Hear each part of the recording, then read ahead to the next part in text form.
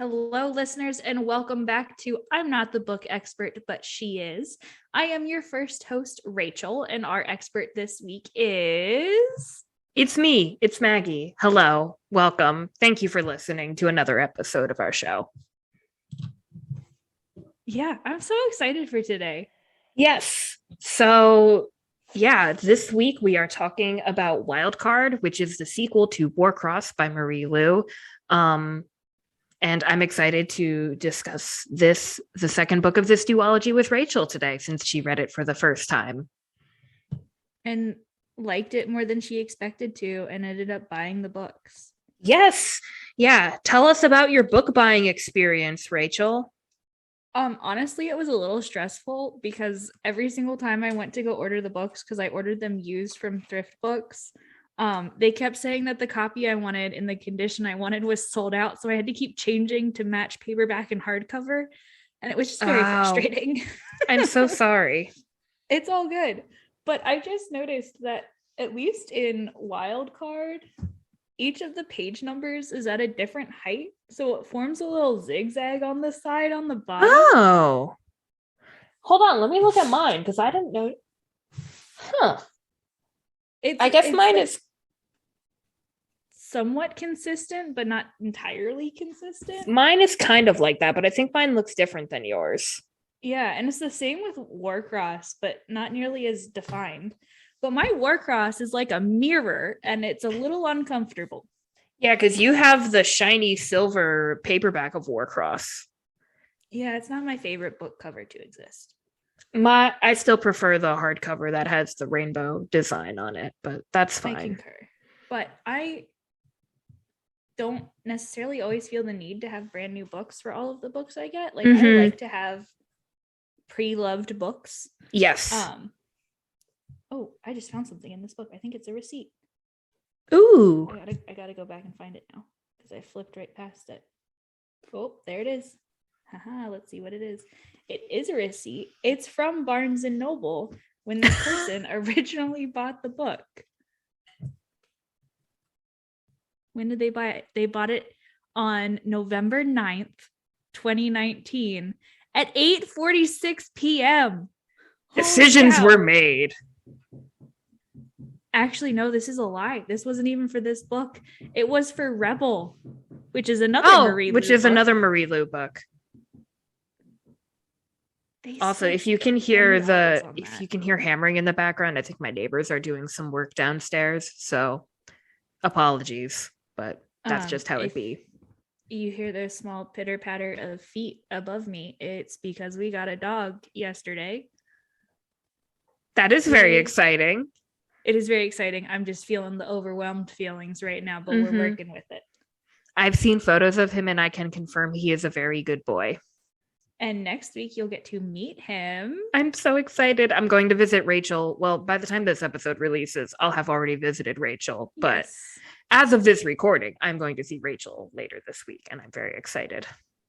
I am also very excited. My house is still a mess, but it's a different type of mess now because we've been growing and changing. Because we lost one pet like a month and a half ago, and then we got the dog.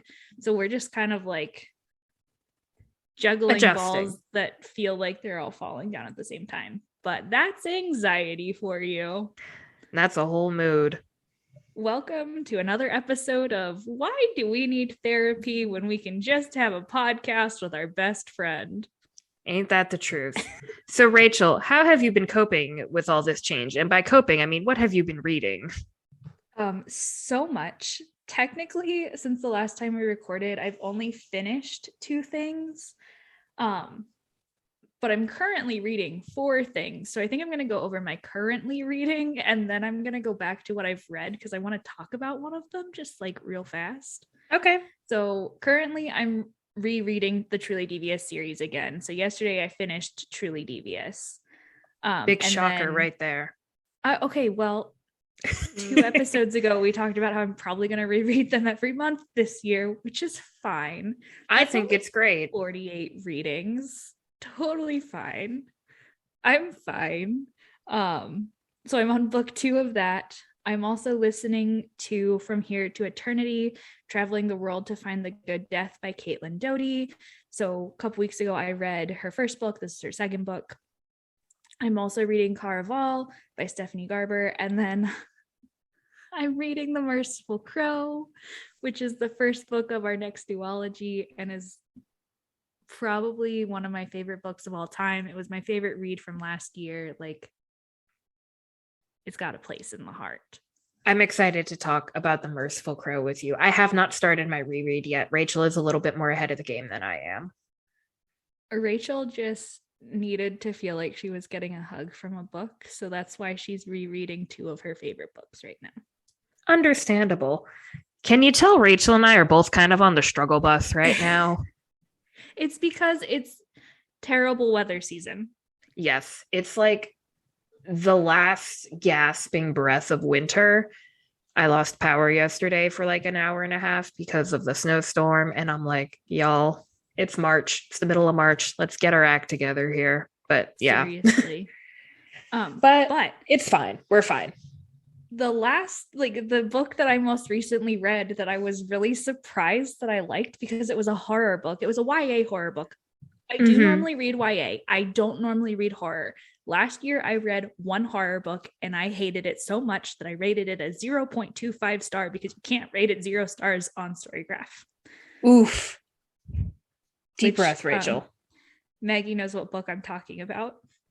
I do know what book you're talking about. Do I need to name the book that you're talking about? I feel like we're that TikTok sound of like, I will not speak his name. Yeah, so that book was the Southern Book Club's Guide to Slaying Vampires by Grady Hendrix. There we go. Which I also read and did not like. I don't think I hated it as much as Rachel did, but I still strongly disliked it. We were both listening to it like at the same time, except you were like 10 to 20% ahead of me. So I would like text Maggie and be like, is this gonna happen? Is this guy the bad guy? Why do they tell us who the bad guy is so early in the book? Like, I just don't understand. But just so you know, neither of us liked the book, and I would say I abhorred it. Like, it was not a good book for Rachel or me. No, not at all. But the horror book that I read recently was called Rules for Vanishing by Kate Alice Marshall, and I really loved it. I was pleasantly surprised. It is kind of supernatural. It's more than kind of supernatural. It is supernatural, but still something that seems really realistic and is absolutely terrifying.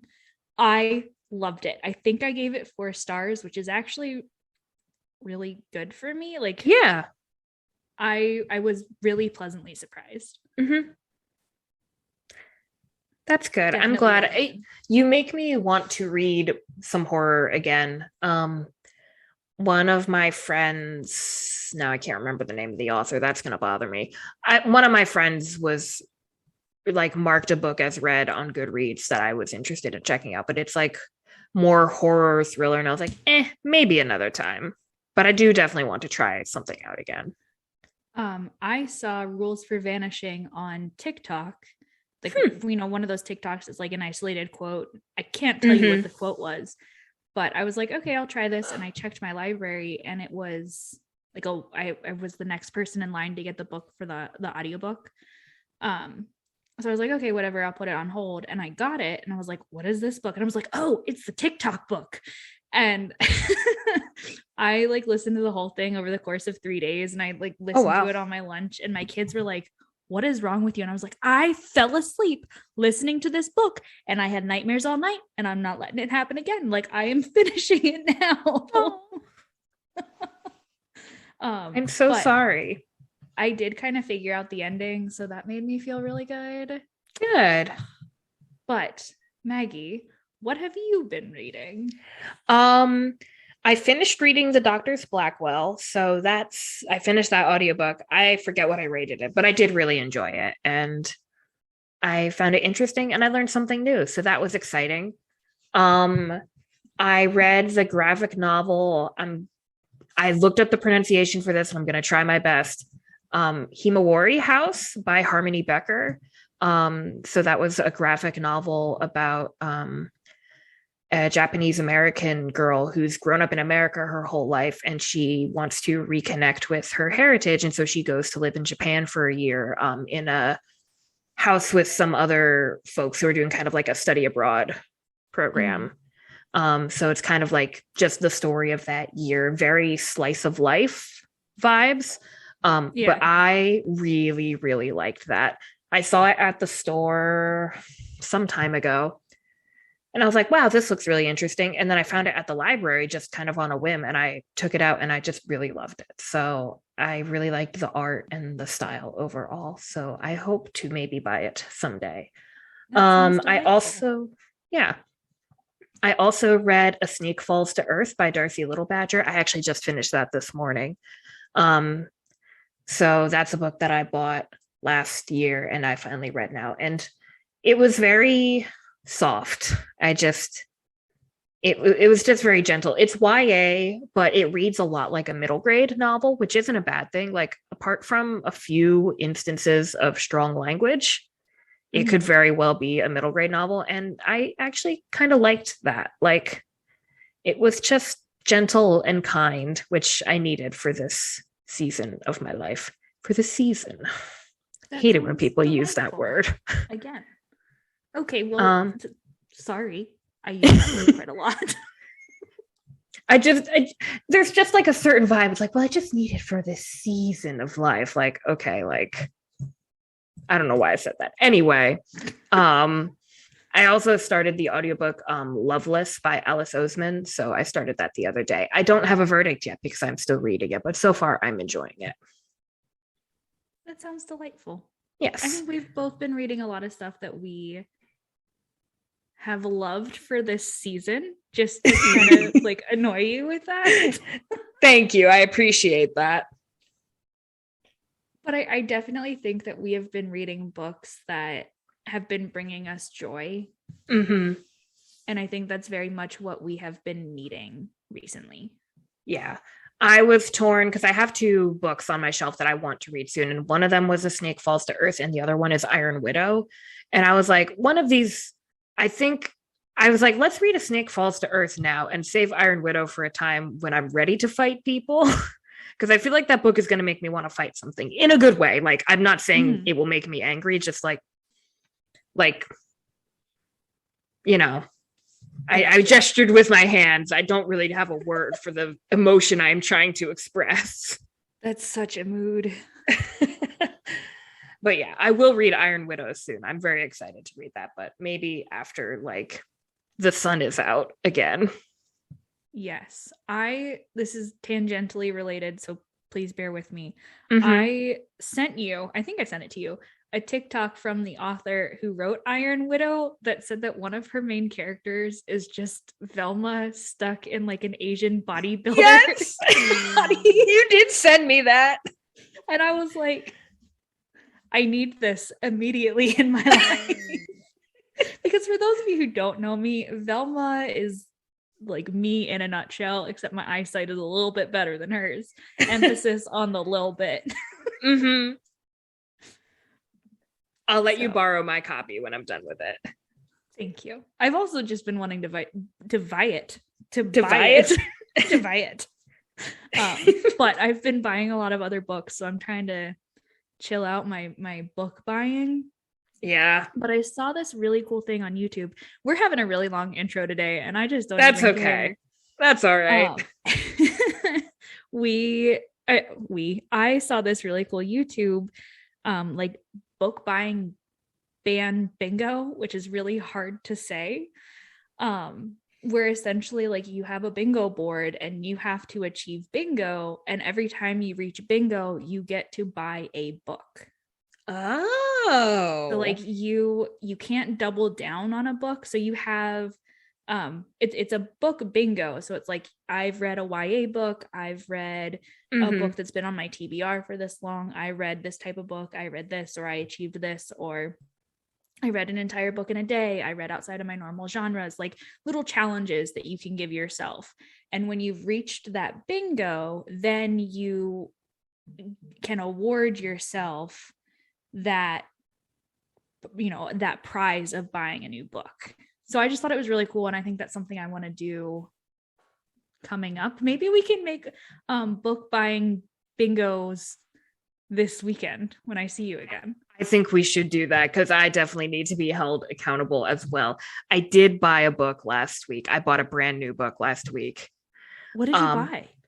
Did I not tell you? I ended up buying hold on, what's the name of it again? Please hold as I go over and look at the cards. Oh, I ended up buying A Far Wilder Magic by Allison Saft. Oh yeah. We talked about you buying it, but you didn't tell me if you actually bought it or not. I did end up buying it. It actually arrived over the weekend. It arrived much faster than I thought it would.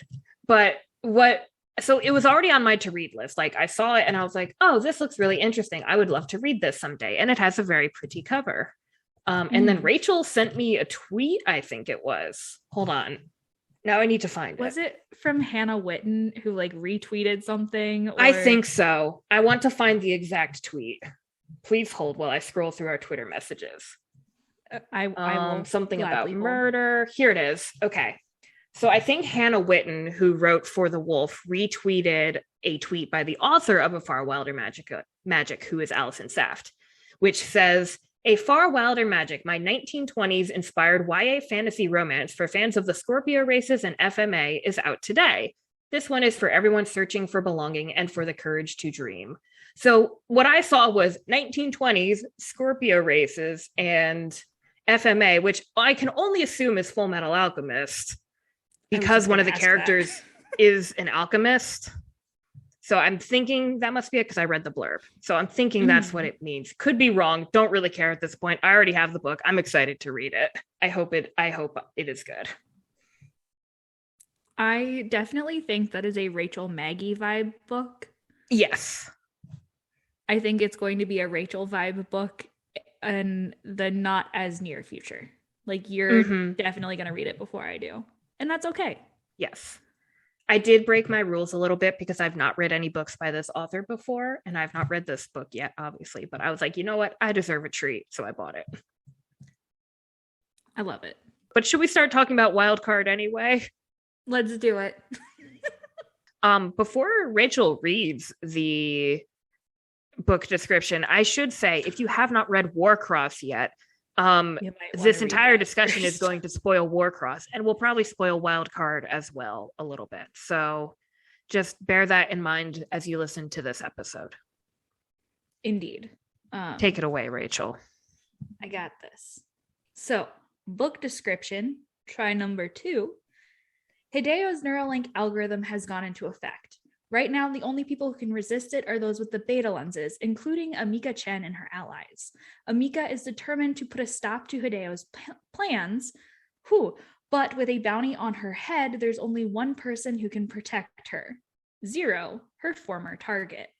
But Zero's team, the Blackcoats, aren't all they seem either. Emika needs to find out who she can trust and fast before Hideo's algorithm brings the rest of them under control too. Oof. Once I got started, like halfway through, I was good. We're good. Yeah, I'm not doing that again. We're pros now. And yeah, as we're going through this, as always, trigger warnings for this book are in the podcast episode description, but I will list a couple here. And there's a more comprehensive list linked in the description. But for the purposes of this podcast, some of the triggers for Wildcard are ableism and ableist language, multiple mentions and depictions of death, including suicide and murder, medical events, including illness and injury, drug abuse and non-consensual drugging, child abuse and neglect, cheating, blood and gore depiction, physical injuries. I don't know how to say that word. Emesis. I just learned this word. I just learned this word today. I should have looked it up. Non-consensual medical treatment and experimentation, grief and loss depiction, explosions, torture, kidnapping and captivity, blackmail, and poverty themes. It is pronounced emesis. I just consulted Google.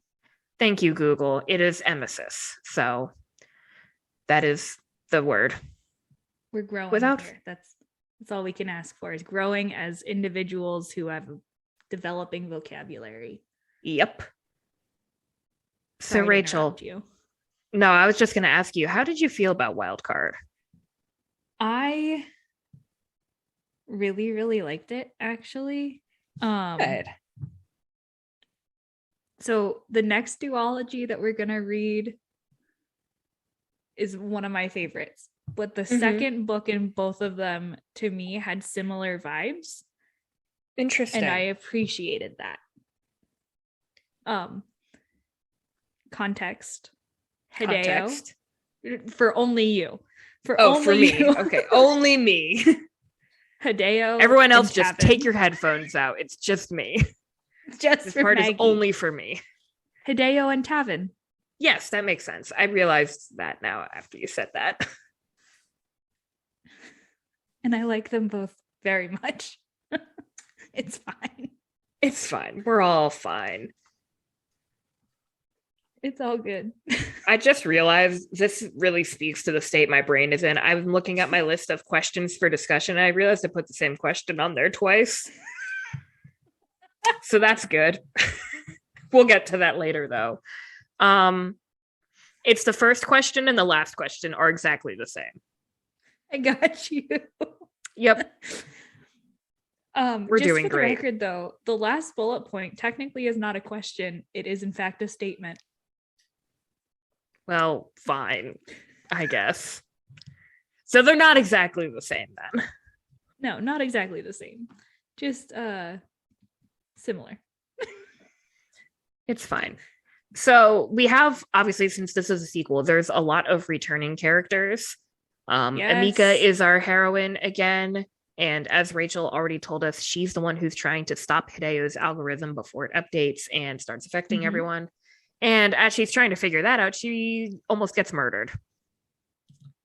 More than once. Yeah. I mean, like, at the beginning, it's like once she almost gets murdered. And then she's like, I need to avoid getting murdered. And that's when Zero, her target from the first book, reaches out to her and says, hey, I can help you. And she's like, this seems sketchy.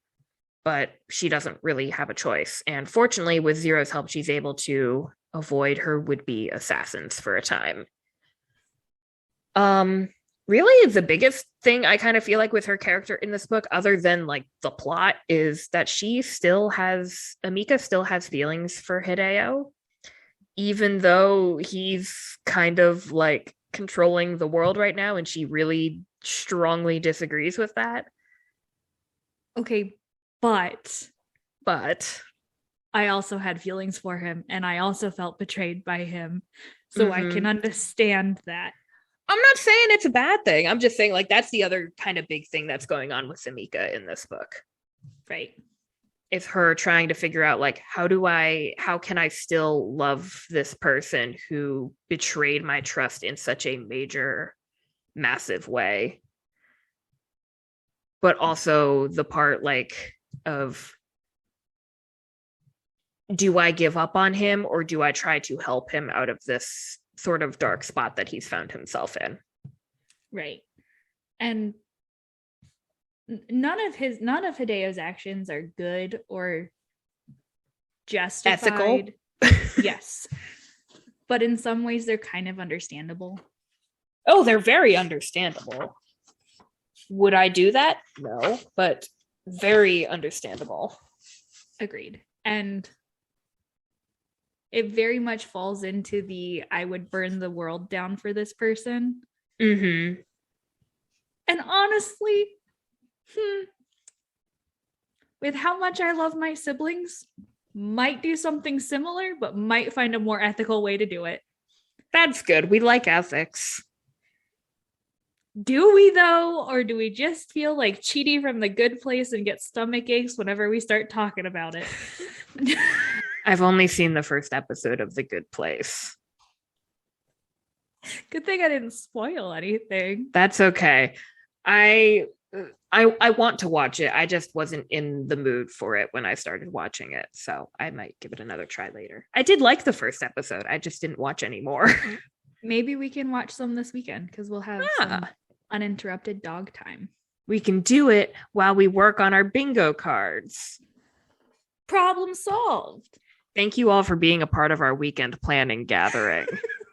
Okay, well, they missed out on the big chunk of why it took us like an hour to actually start recording. Yeah. But anyway, speaking of Hideo, since we're talking about him already, I didn't put a lot of bullet points for the characters in this note. I don't really know why. I was just struggling. But anyway, Hideo is very insistent that the algorithm does not stop running. And it turns out that he's using it to look for his brother's kidnappers. He's also trying to keep his distance from Emika. It's not working. Okay. However, in both of their defenses, Emika does get drugged, and he's one of the like only people she can contact through the Neuralink anymore. So like she essentially like drunk dials him, except she's drugged. And she's trying to get help. Yeah, so like the only thing she can get out is help, and then is just gone. Yep. So Hideo is like freaking out. And this is not at all a spoiler because I think this happens within like the first 15% of the book. So you know how it goes. Basically, both Emika and Hideo are like, I'm not supposed to like this person, and yet I do. We also see a little bit more of the folks at Henka Games, which is Hideo's company. So we see a little bit, a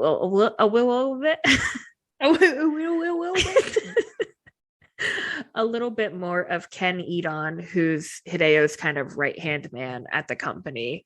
And we also see she's only really in one major scene, but Marie, I think it's Mari Nakamura. So we met her briefly in Warcross. She's the one who notices that something is going wrong with Hideo's algorithm. So as it turns out, Hideo's not the only one who knew about the algorithm. He had some of his closest associates in on it. But Mari notices that several criminals have died by suicide since the algorithm began running. But she also notices that there's been a spike in suicide among non-criminals or like just everyday citizens without any explanation. And she raises this concern to Hideo, and there's a whole argument between her and Ken and Hideo. And Hideo finally says, we're going to keep the algorithm running, but you need to look into this issue. Right. He pretty much is like, we're going to keep this running regardless of the cost because these people are already criminals. So, and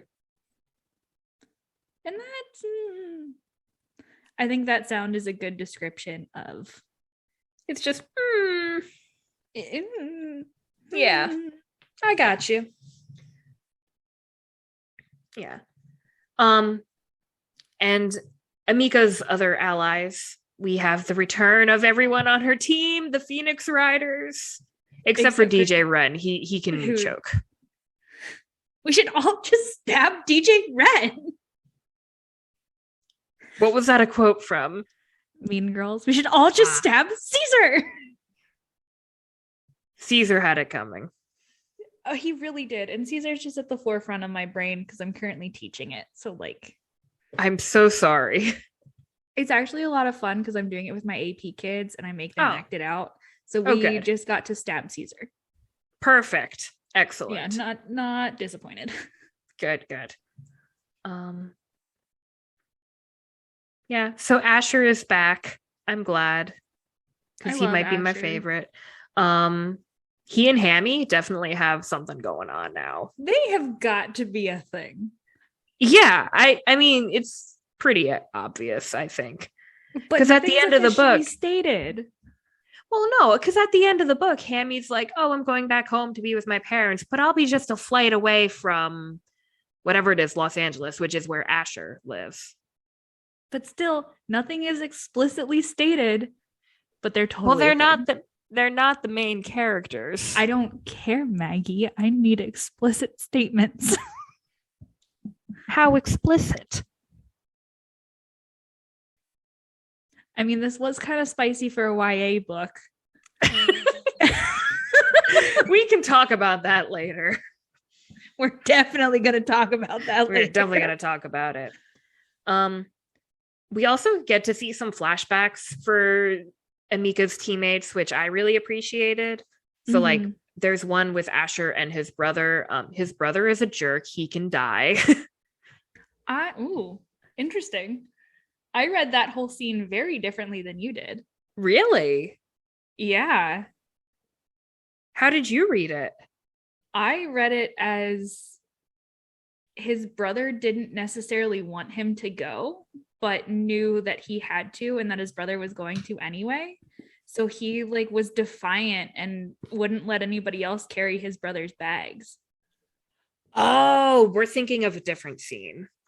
Oh, okay. Then I'm thinking of the one from later in the book where, hold on. Just a moment, please. Please hold. Here we go. What page are you on, Maggie? I am on page 286 of the hardcover. I almost turned directly to that page. That's impressive. I know. It's when Asher and his brother Daniel are having an argument.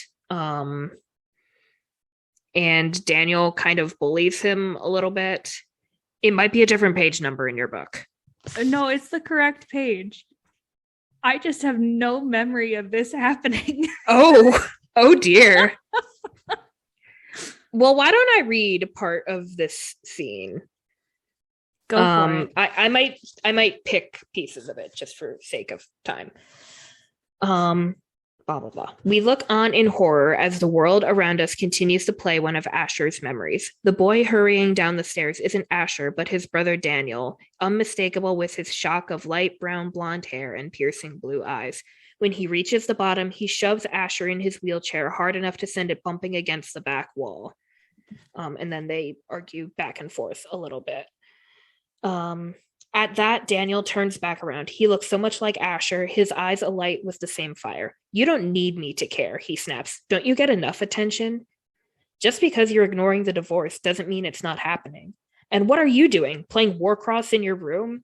Asher narrows his eyes, and his expression suddenly turns cold and hard. What do you do that's so much better? Maybe you've got some fans, but my local wins are what put food on the table. This seems to hit Daniel so precisely that Asher hesitates, tightening his lips as if he knew he went too far. Daniel walks over to Asher, puts one hand on either of the wheelchair's armrests, and leans down to his brother's face. You're never going to make it, he says. You're never going to amount to anything in it. You keep throwing yourself into this useless game like you honestly think they'll choose you as a wild card. And then that's the end of the flashback. Do you understand why I say he can die now? Yes, but I'm going to push back against that because this very much reads like a sibling argument. And I know that I have had similar arguments with my siblings. And to provide some context, because I have no issues talking about my medical problems, I have a lot, and I was a very medically needy child. Mm-hmm. And I definitely think that there was some resentment from my siblings because I had to have special care. Right. But I definitely think that my siblings would have said something similar, but that doesn't mean that we don't love each other any less. I gotcha. Does that make sense? Mm-hmm.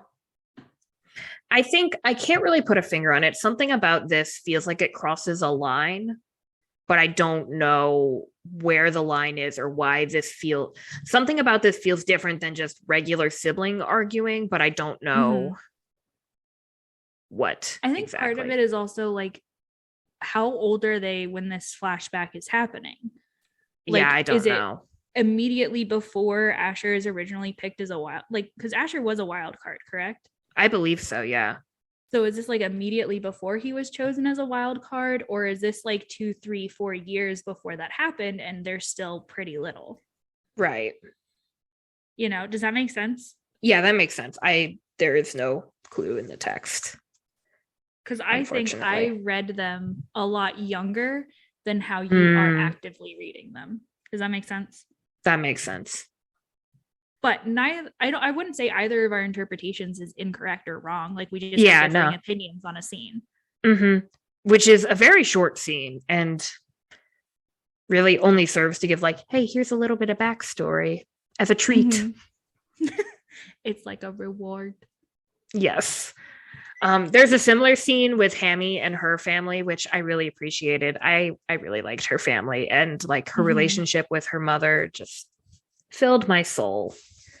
But really, I feel like the stars of the show for Emika's allies are, did I write that word wrong? No. Rachel's highlighting in our document, I'm afraid. I'm adding a comment. Okay. Really the stars of the show in Emika's allies, in my opinion, are Roshan and Tremaine. 100%. I would say much more Tremaine than Roshan, but they kind of come as a package deal. They do not separate.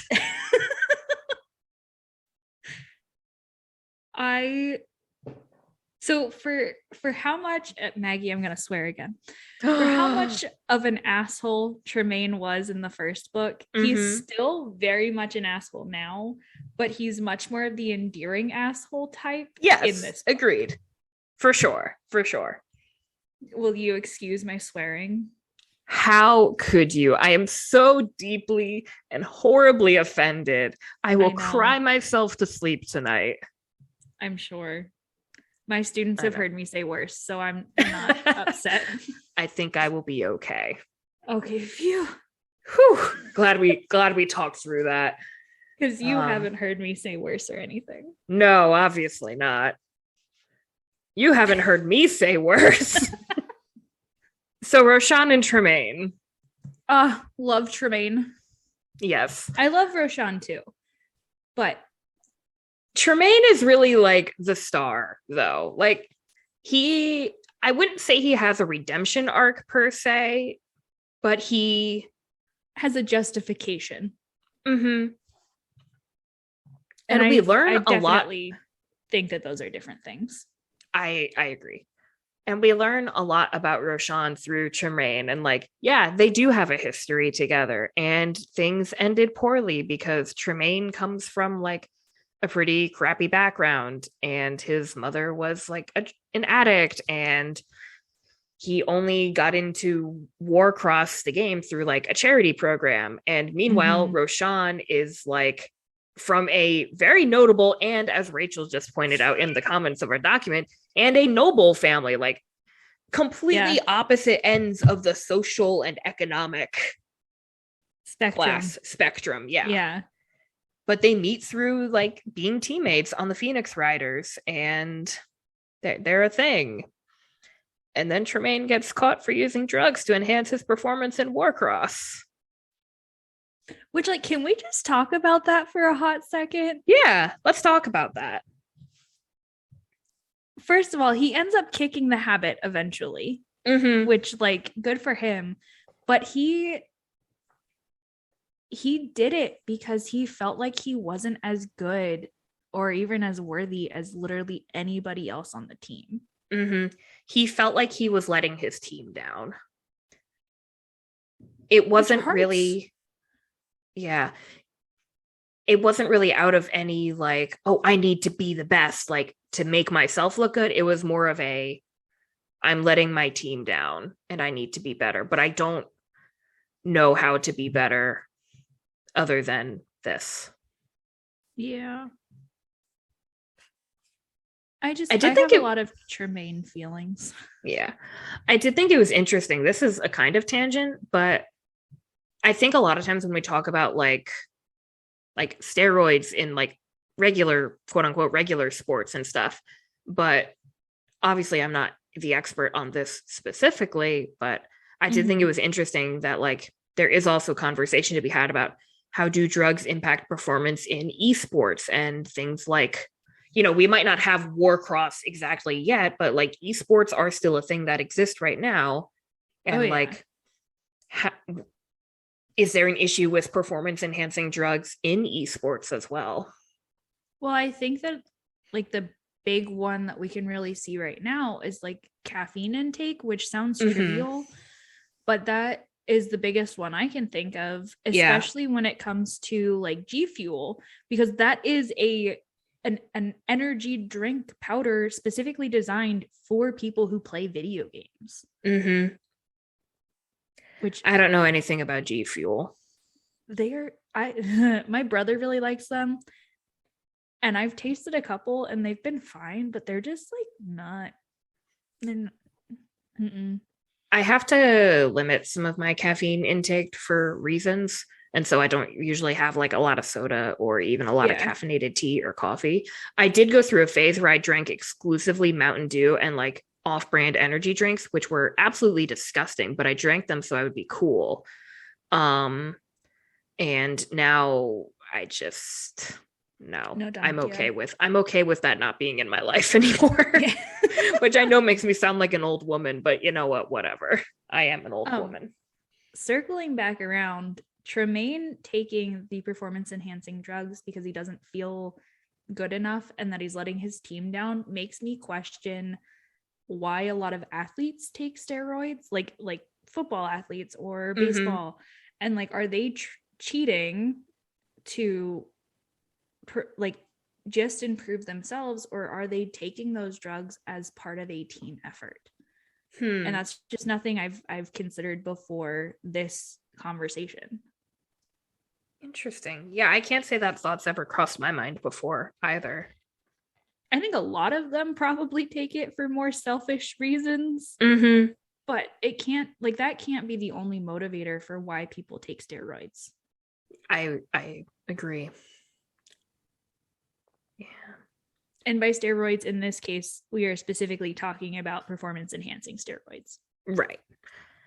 But yeah, so like with Tremaine and Roshan being on complete opposite ends of this, like of the social class spectrum, and then Tremaine overhears a conversation with Roshan, and I think it's Roshan's father, where the father is just like, yeah, well, you know, he was going to end up like his mother eventually anyway. You knew this was going to happen. And Tremaine's like, oh, I see. I am not welcome here. And he breaks up with Roshan and lies that he was cheating on him to like soften the blow, I guess. Which, I'm sorry, I don't know. No. He's got a lot going on, so I'll let it slide, but also, what the heck, dude? But the good news is they get reconciled by the end of the book and everything is fine, which makes me happy. Can we talk about what happens? Yes. Yeah, because that'll get us to talk about the plot, too. Indeed. So, Tremaine gets shot in the head. It's just a scratch. It's more than a scratch. It was not a death blow, but it was life-threatening. Yes. And Tremaine has to go to the hospital and all this stuff. And he's like out of commission for the rest of the book, basically. Oh, yeah. Roshan is like ready to throw hands with one of the like medical professionals. I want to find that scene because I really like that scene. Hold on. Because Roshan is like, I need to be there for him. Like he needs somebody there with him and he has nobody. I need to be there. And they're like, well, sorry, dude, you're not married. And he's like, why does that matter? Which brings up this whole conversation about contemporary medical practices that we don't have to get into right now, but I'm also stalling so Maggie can find the quote. I'm not going to find it. That's fine. It made my heart go out to Roshan so much because all he wanted to do was like love on Tremaine, and Tremaine was like, no, I don't want it. Was very Beauty and the Beast-esque, right? Roshan is the beauty, Tremaine is the beast. And Tremaine is like, no, don't love me. I'm ugly and poor. And Roshan is like, I don't care. I'm going to raise you another point. Oh, do it. Except now I'm forgetting the name of the other character. Crap.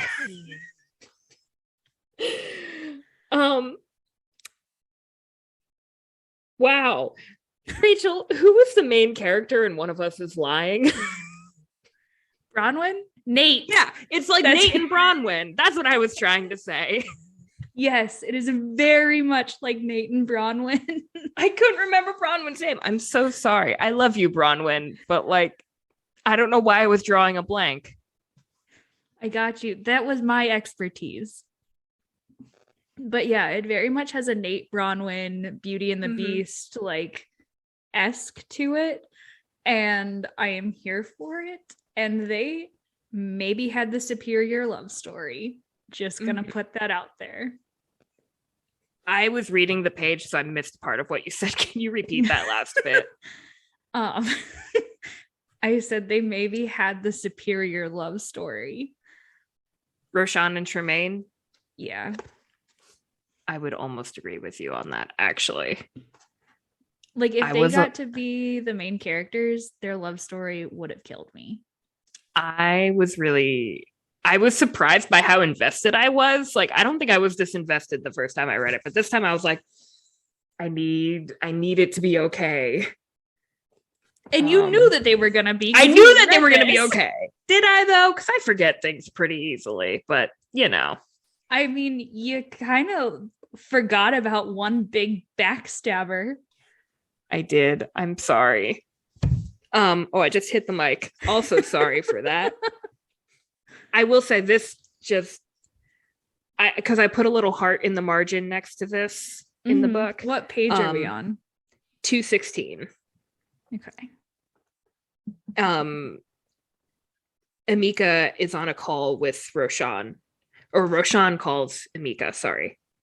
Tremaine's in the hospital, he says. He's hurt pretty bad.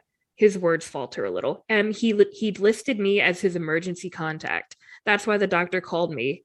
I can't. And then he like cuts himself off. And I was just like, ah!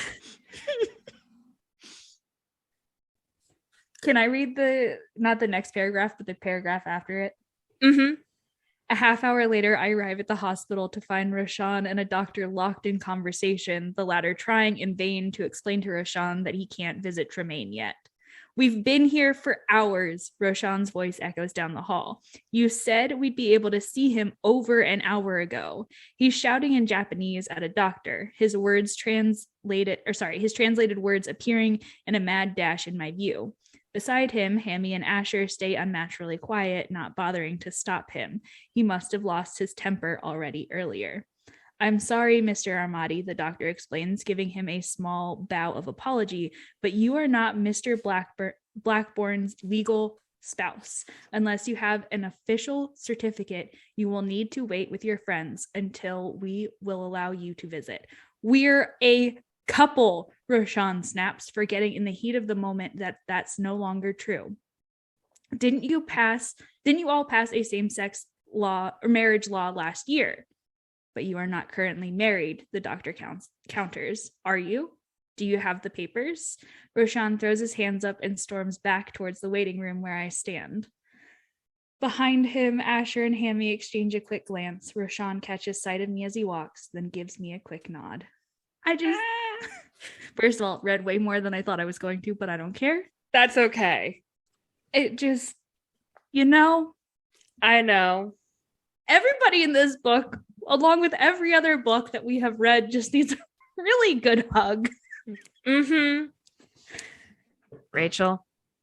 Yeah. I think we both need a really good hug, too. You're not wrong. But we should keep moving along. Not that I don't want to keep talking about our favorite couple of the book, but we should probably talk about, like, the new characters. The antagonists. So kind of important. Yeah, just a little bit. So we're introduced to this group called the Black Coats, right? And that's this organization that Zero is involved in. except we know that his actual identity is not Zero. He's actually Sasuke Tanaka, who's Hideo's long lost younger brother. Sort of. Spoiler alert, it's not actually his brother. He's we can parse that out in a minute. He is not the actual physical brother. Correct. Zero is actually an AI created from Sasuke's consciousness, but I just did that thing again with my voice. He no longer, his emotional attachment to his loved ones has been removed. So like, correct. He's an artificial intelligence based on the consciousness of a real person who has died. Sasuke's dead. Yeah. But it's not really a but. He was dying. Yeah. He had a terminal illness, and Hideo didn't know about it. His parents never told Hideo. But they enrolled him in a program at the neuroscience place where their mother was employed. Yes. And this program was supposedly to find a cure. It was actually a way to find potential subjects for this AI consciousness experiment, which is run by a woman named Dana Taylor, whom we also meet as one of the Black Coats. She's actually kind of the leader behind them, and she's the one who created Zero. And yeah, Rachel, you're making a pensive, sad face. So we know that I tend to hate Holy, right? Where I just have like a whole on hatred of a character. When you said Holy, I was like Holy. No, Holy as in entirely. Yes, I got you now. And again, as someone who has spent a lot of time in the medical system, right? She pisses me off. Like, yep. And she violates so codes of ethics that I can't even imagine violating one of them.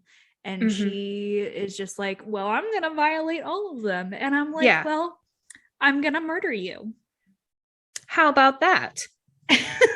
Yeah. So Taylor, nobody calls her by her first name. She's just Taylor in the story. So she determines through this program, this basically shell program, she determines that Sasuke is the number one candidate for this experiment. And then at that point, the Tanakas decide to pull him out of the program because they're like, this isn't helping him. We just want him to be able to live out the rest of his life at home. And Taylor is devastated because like she feels like this is a waste, basically. She's like, you're taking this brilliant boy and he's just going to die. She doesn't say all this, but she's thinking it. Like, this child is just going to die with no impact on anything, is kind of her justification of it. So then, do you want to know what she does? If you've been playing along at home, you can probably make a good guess. She's the one who kidnaps the child. We don't actually know if she is the one who physically kidnaps him. But well, she arranges it. Yeah. She arranges for the kidnapping and holds him against his will for years. Until he dies. And I think he dies as a teenager. And he went missing at the age of 7. Sorry, I'm like really emotional about this all of a sudden. And Hideo doesn't know. And he just blames himself so much for the death of his brother. It could have been his mom who was watching him. It could have been his dad. And they still would have taken him. Yep. And we're back after I had a good long cry. Okay, but same. At least we cried together. So we kind of just really have one more character we haven't touched on, who is Jax. She's an assassin who works for the Blackcoats. Mhm. And she's the one who rescues Emika the first time that she almost gets assassinated. Yes. Jax reminds me a lot of June from Vengeful, but if I liked June. Yeah. I really like Jax. So the other thing to know about her is that she and Sasuke kind of grew up together. She's Taylor's adopted daughter, and Taylor basically adopted her like, you have an IQ. Let's put you in this program and see if you can like be my AI candidate person. Mhm. But when she ends up using Sasuke instead, she has Jax trained to be an assassin, because when you're doing unethical science experiments, you need an assassin to watch your back, apparently. But she is definitely much more loyal to like Zero/Sasuke than she is to her own mother, which, like, that's fair. Agreed. And reasonable. Mm-hmm. And he's a better person than Taylor, so Yes. I liked her because she felt like, I'm going to need you to bear with me for a moment. okay. It would have been really easy for her to just be the stereotypical like femme fatale female assassin trope and just be like hardcore, like no feelings, blah, blah, blah. But she felt not like that. She felt like a real person who felt a lot of things, but didn't necessarily offer herself the luxury of expressing them all the time. Like, yes, she's closed off, but not in a way of like, I'm suppressing all of my emotions because I'm a strong woman, and more of just like compartmentalize really well. Yeah, exactly. And I like this way. Yeah. I like the almost pseudo friendship she and Emika develop, like this sort of tentative trust between them. Yes. Because go ahead. I liked her, but then was hesitant about her. And then she's actually the one who shoots Tremaine. Yeah. But then Jax then tells Emika, like, I didn't shoot to kill him. Like, he's not dead and he's not going to die. Like, he's going to go to the hospital. And then I was like, I don't know how to feel right now. I don't know what's happening. I don't like this. This is weird. Well, she saves Tremaine's life, basically, because they catch Tremaine snooping around their headquarters, and Taylor says he needs to die, and Zero steps forward to take action, and Jax stops him and says, I'll take care of it. And when she shoots him, she specifically does so that it is not a killing blow. But it looks like it. Yes. Which is how she gets away with it. Right. And so, like, she, we're watching that, we're seeing all of this through Emika's eyes, right?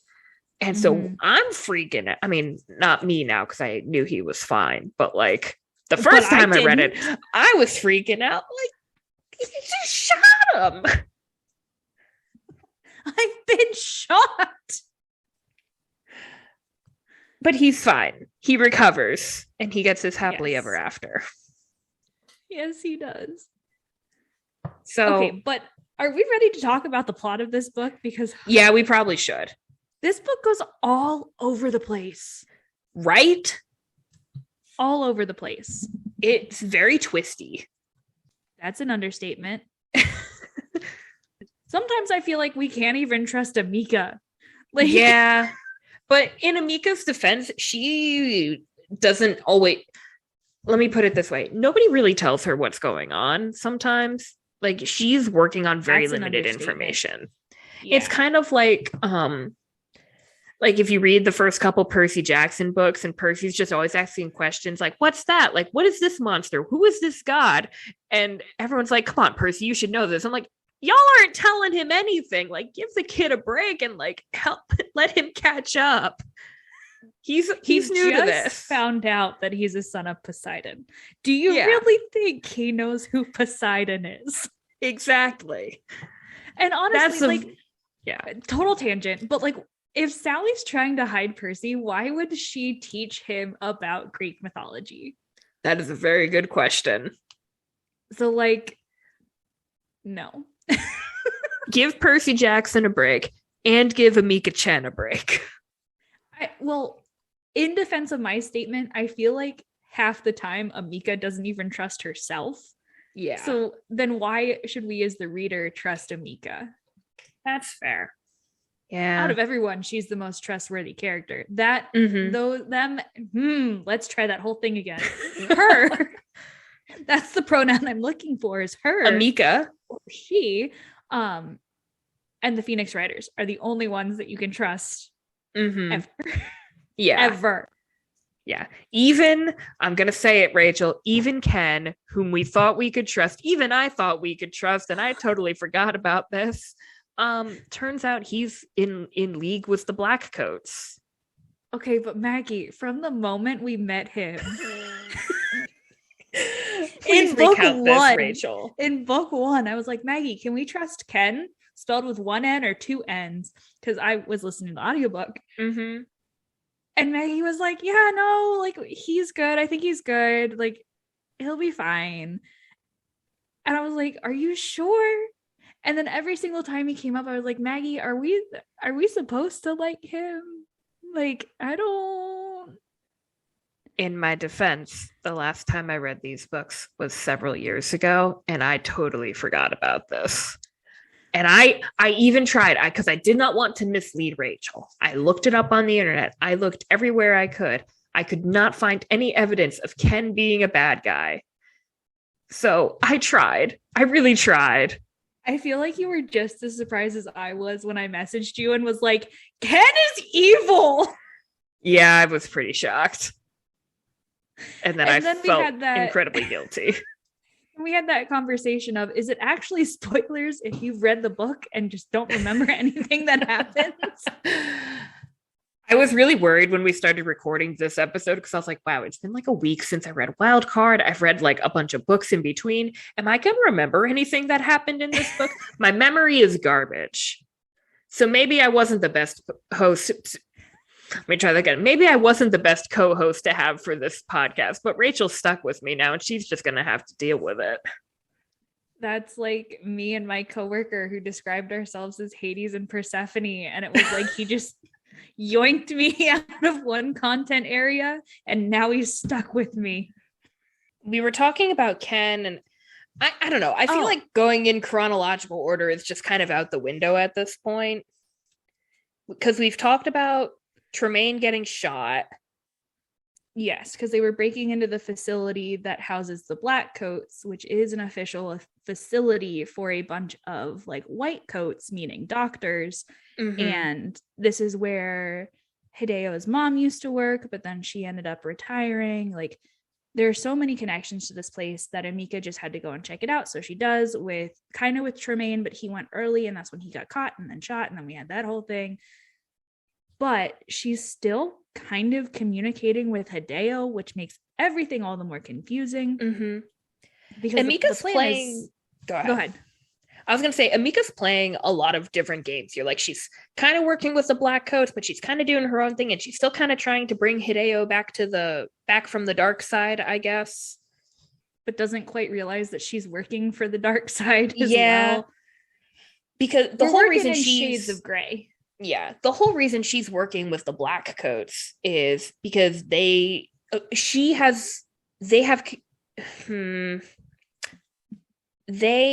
have told her that they want to destroy Hideo's algorithm, and they give her the tools that she needs to destroy it, but she has to get like physically close to Hideo in order to use it.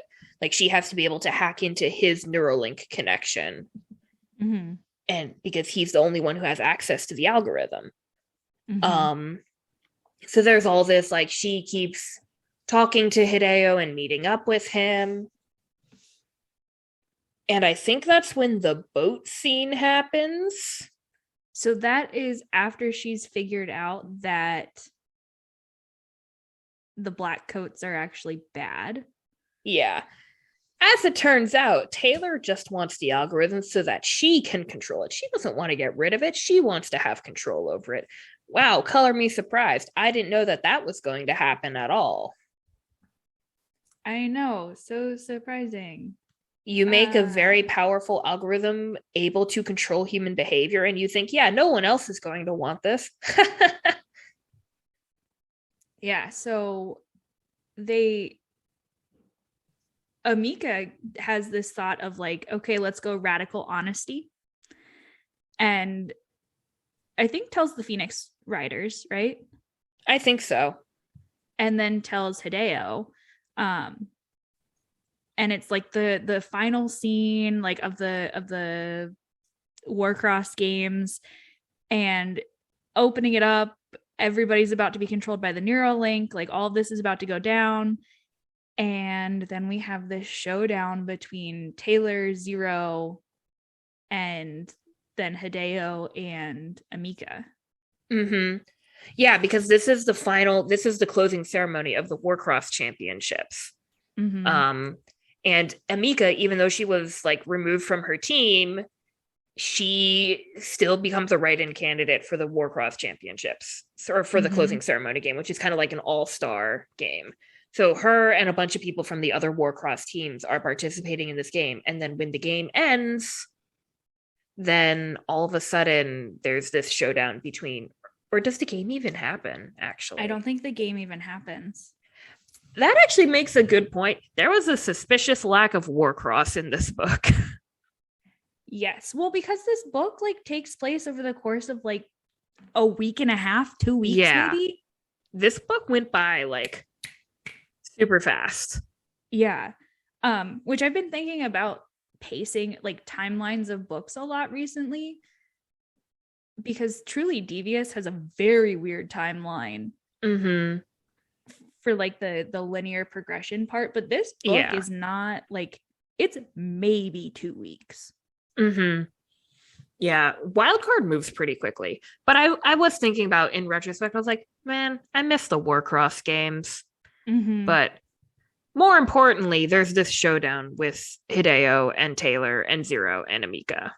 And it kind of makes sense why we don't have a ton of Warcross, because I don't know what 98% of the population is currently under mind control.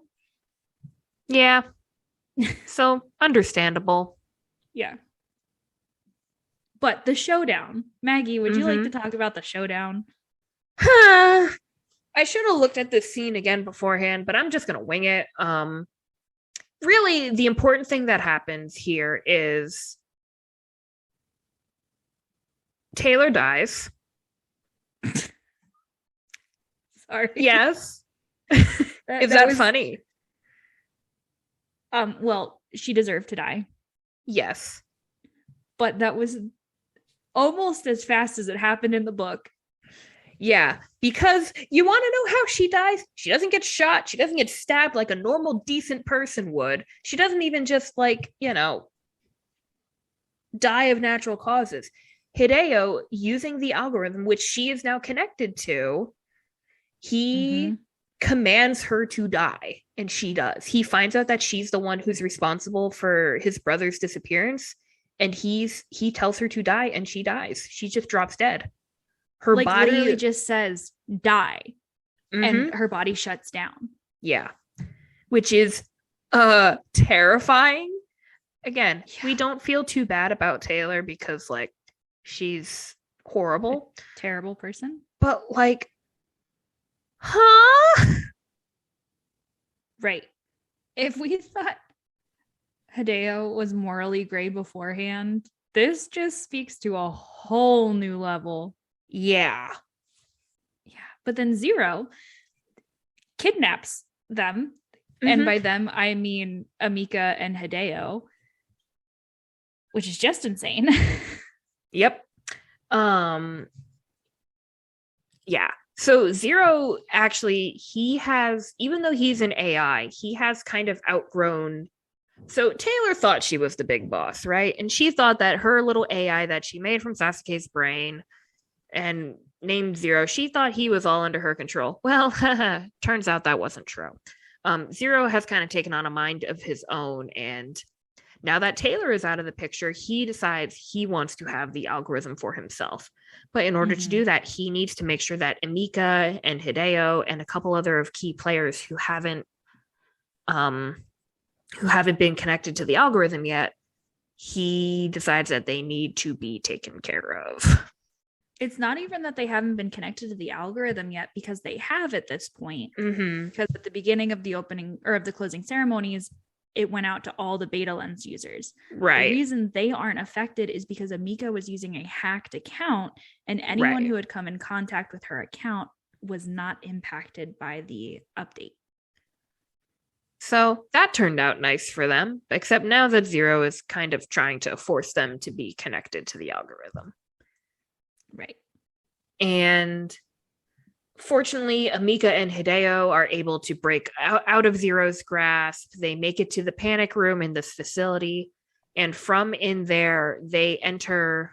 But Hideo's been stabbed. Sorry. Oh, just need to put that out there. Forgot about that. Hideo gets stabbed by Zero.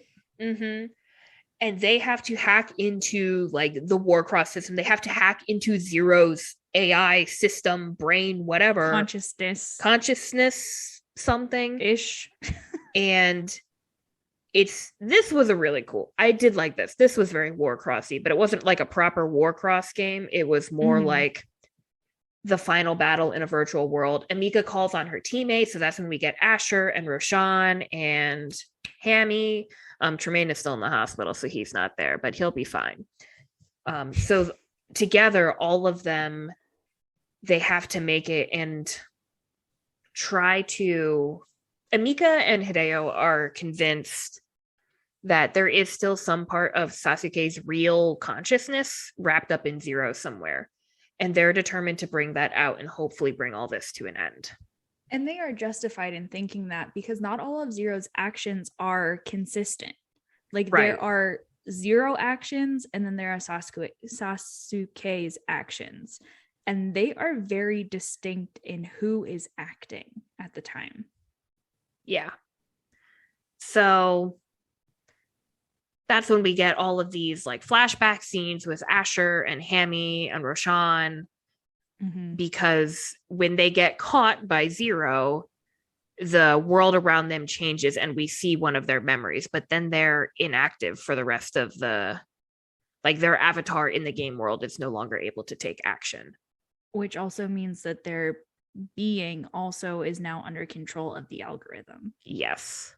So it's a lot of, in some writing guides, you might call this like the B story sacrifice or the side character sacrifice. They turn out fine. Nobody's actually dying, but it is still like kind of like we're losing our friends. High stakes. Yeah. Yes, very high stakes. But fortunately, at the end, they're able to stop Zero. And there's a really emotional moment where Hideo gets reunited with what's left of his little brother. Like kid little brother. Mm-hmm. Like baby little brother. I know. It's a lot. I was really emotional. Oh, I just hit the chair again. That was good. Do you know what page we're going to, Maggie? I'm on 311. Or that's the beginning of the chapter. 32? Mm-hmm. No, 311, sorry. Right. Chapter 32? Yes. I thought you said 332. I'm like, I don't think that page number exists. It does. I just looked. I don't even know what I want to read because all of it just hurts. I got this. Mm-hmm. Ready? I hear a child. Nai-chan? Sorry, I don't speak Japanese. Ni-chan, I think. Ni-chan. Brother, the translation appears in my view. Then Hideo is beside me, kneeling down, and I struggle to turn my head so that I can look up at him. Hideo has his eyes locked on Zero. He heard the gasp too. A hint of recognition flickers in his eyes. Sasuke, he says. You don't look like Hideo. The voice is coming from a small boy, his eyes fixed on Hideo's form crouched over the now lifeless robot. When had he appeared? Zero is nowhere to be seen now. A bright blue scarf is wrapped tightly around the boy's neck, and as he takes a few steps forward, I see a colorful plastic egg clutched in his little hand. It's a young Sasuke, the first iteration of him, the real him. Yeah. And so things keep... The brothers finally get a chance to talk, and Hideo apologizes, and it's just... I'm so sorry I lost you, he whispers. I'm so sorry for what they did to you. His words break again and again as he weeps. I'm so sorry I couldn't save you. I think Maggie and I are just both reading right now. Yeah. As this is all happening, Emika is having this vision with her dad as well. And her dad says that she's proud of let's try that again, that he's proud of her. And she's like, I don't know if they're real words or just simulations. But she goes, but I don't care. I don't dwell on it. All I focus on is the figure of him standing before me like he never went anywhere at all. His hands tucked casually in his pockets. Maybe if I walk out of here, he'll come with me, and it will be like he has always been here. I promise I'll miss you forever, I whisper. I promise I'll miss you forever, he echoes. Maybe it's all the system can do. But just like that moment of almost reconciliation with her dad, even though she never really had issues with him that way. She gets the opportunity to hear what she never maybe what she has always wanted to hear. She gets that reassurance, and she gets that opportunity to say what she's always wanted to say. Yes. Not that this was a fractured relationship per se, but just sort of that, like, this person is not in my life anymore, and I wish I could have one more conversation with them anyway. Right. Agreed. Yeah. Okay, I'm going to read one more part between Zero and Hideo. You once asked me what I'd wish for if I could wish for anything, Zero finally says to his brother. Do you remember that? Hideo nods once. I'd wish you came back, or I wish you back. He pauses to glance in my direction before looking at Hideo. No, you wouldn't, he replies. The world has already shifted because of the past. It's changed because of it.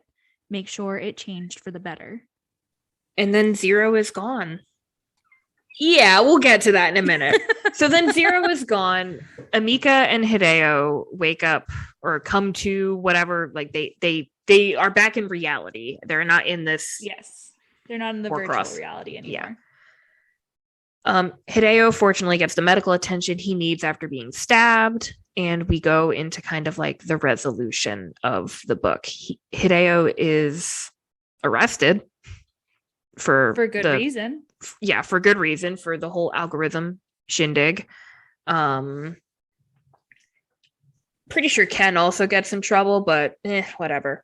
So more importantly, neither of them are involved in Henka games anymore. They are banned. And I think it's one of their board members or another employee kind of takes over like the interim CEO role. And Hideo's trial, Jax is one of the people to testify. And everyone, like Emika, is dead certain that Jax is there to testify against Hideo. Right. And she's like, this is going to be the thing that sends him to prison. Forever. And she knows like that's probably right. Realistically, but it's what he deserves. But is it like, she has mixed feelings about the whole thing. I think we all have mixed feelings about it. Yeah, that's true. But when Jax goes up to testify, she doesn't testify against Hideo. She testifies against the Black Coats. And although Hideo still has to suffer the consequences of his actions, he doesn't suffer as severely as he could have. I kind of think of it as Jax's way of making up for Taylor. Yes. And the pain that she inflicted. But on also, the family. Yeah. But also as like she knows that Hideo has done his time. Like, yes. It's almost like a time served situation. Mm-hmm. Yeah. And dun, dun, dun, dun. The very last thing that happens is Emika starts working for Henka Games, and because Warcross has been dismantled, but they want to rebuild it and make it better without Hideo's algorithm, without all this stuff, because the Neuralink and Warcross have become so ingrained in society that you can't just like rip that out and expect people to go back to normal. Mm-hmm. There needs to be something. So they bring Emika on board, and Emika in turn asks Hideo for help. Hideo has certain restrictions, like he can't be directly involved in the process, but she contacts him and she's like, let me just say this to her. Hideo, I say gently, you changed the world forever when you created the Neuralink. And even though no one is perfect, it doesn't mean we don't listen. Become better.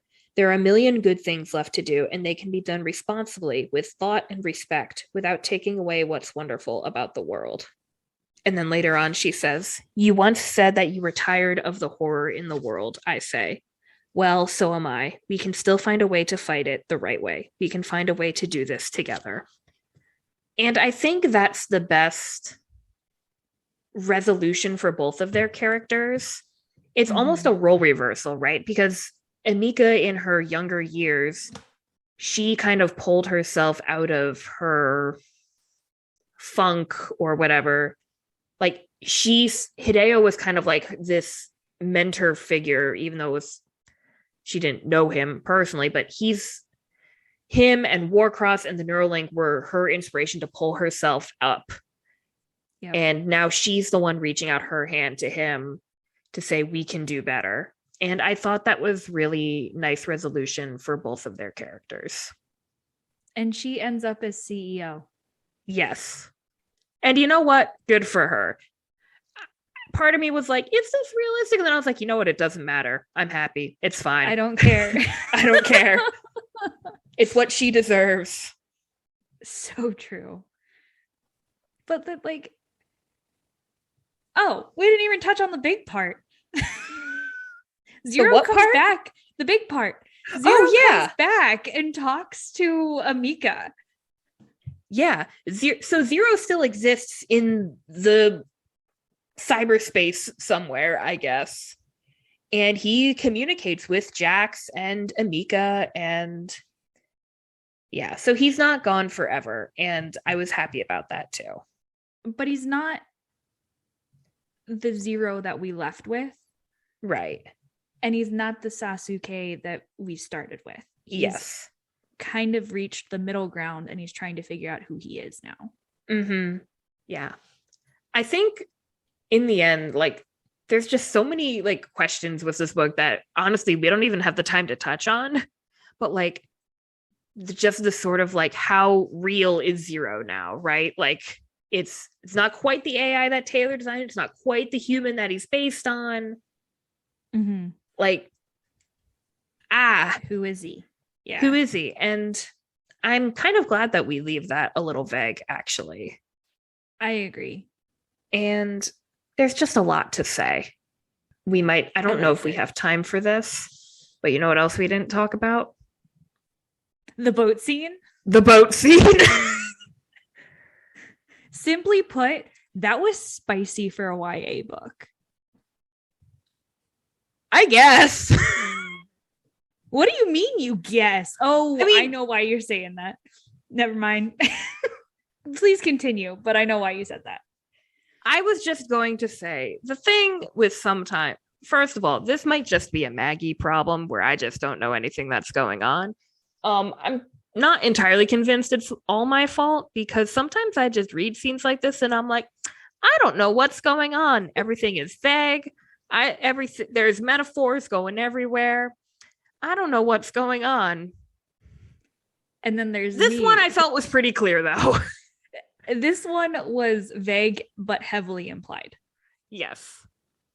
And then there's me reading this, and I read smut. And I was like, what? What just happened? Am I reading the right book? Yep, this is the right book. Oh, that's spicy. Why is it spicy?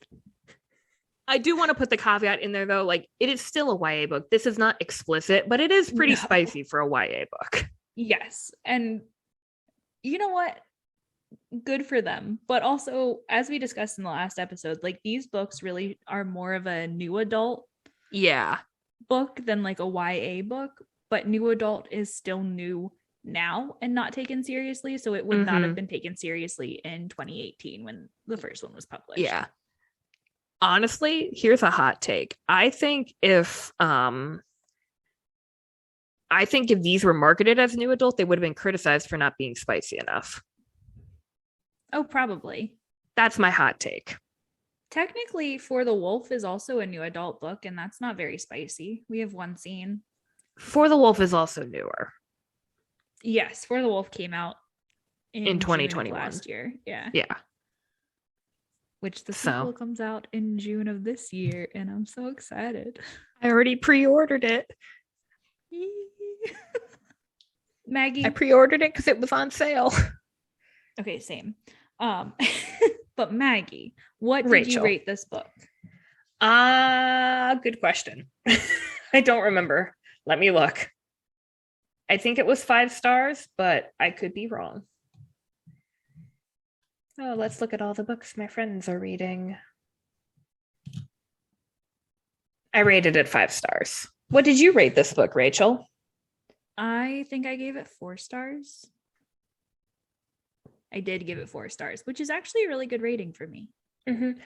I do feel like this is more of a 4.5 in my brain, but sometimes I round up, sometimes I round down. It kind of depends on my mood. I felt like rounding up.